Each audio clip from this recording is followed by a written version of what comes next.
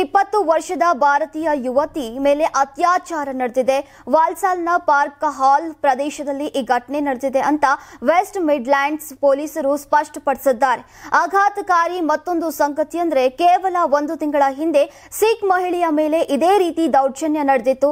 ಅತ್ಯಾಚಾರಕ್ಕೆ ಒಳಗಾಗಿರುವಂತಹ ಸಂತ್ರಸ್ತ ಯುವತಿ ಪಂಜಾಬ್ ಮೂಲದವರು ಅಂತ ಹೇಳಲಾಗ್ತಾ ಇದೆ.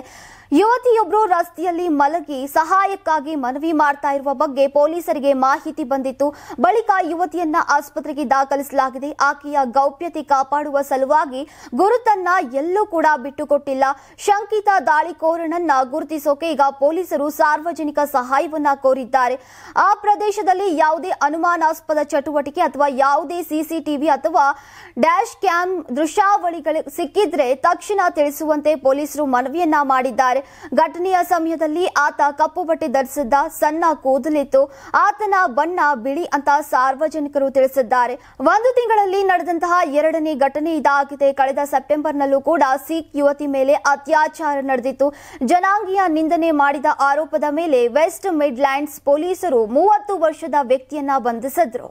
ತುಂಬಾ ದಪ್ಪ ಇದ್ದೀರಾ, ಅದರಲ್ಲೂ ಯಾವುದೇ ಸೈಡ್ ಎಫೆಕ್ಟ್ ಇಂದ ಸಣ್ಣ ಆಗ್ಬೇಕಾ?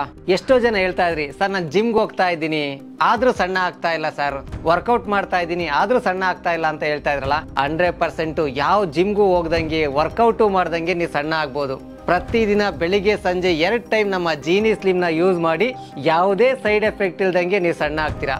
ಯಾಕೆಂದ್ರೆ ಜೀನಿ ಸ್ಲಿಮ್ ಒಂದು ಉತ್ತಮ ಆಹಾರ. ನಿಮಗೆ ಮಾಧ್ಯಮದಲ್ಲಿ ಕೆಲಸ ಮಾಡುವ ಆಸಕ್ತಿ ಇದೆಯಾ? ಹಾಗಾದ್ರೆ ಕರ್ನಾಟಕ ಟಿವಿ ಡಿಜಿಟಲ್ ಮೀಡಿಯಾದಲ್ಲಿದೆ ನಿಮಗೆ ಒಳ್ಳೆಯ ಅವಕಾಶ. ಆಯ್ಕೆಯಾದವರಿಗೆ ಉಚಿತ ತರಬೇತಿ ಕೊಡ್ತೀವಿ. ತರಬೇತಿ ನಂತರ ಕೆಲಸ ಮಾಡುವ ಅವಕಾಶನೂ ಕೊಡ್ತೀವಿ. ಈ ಕೂಡಲೇ ನಿಮ್ಮ ಮಾಹಿತಿಯನ್ನ ಮೇಲ್ ಮಾಡಿ.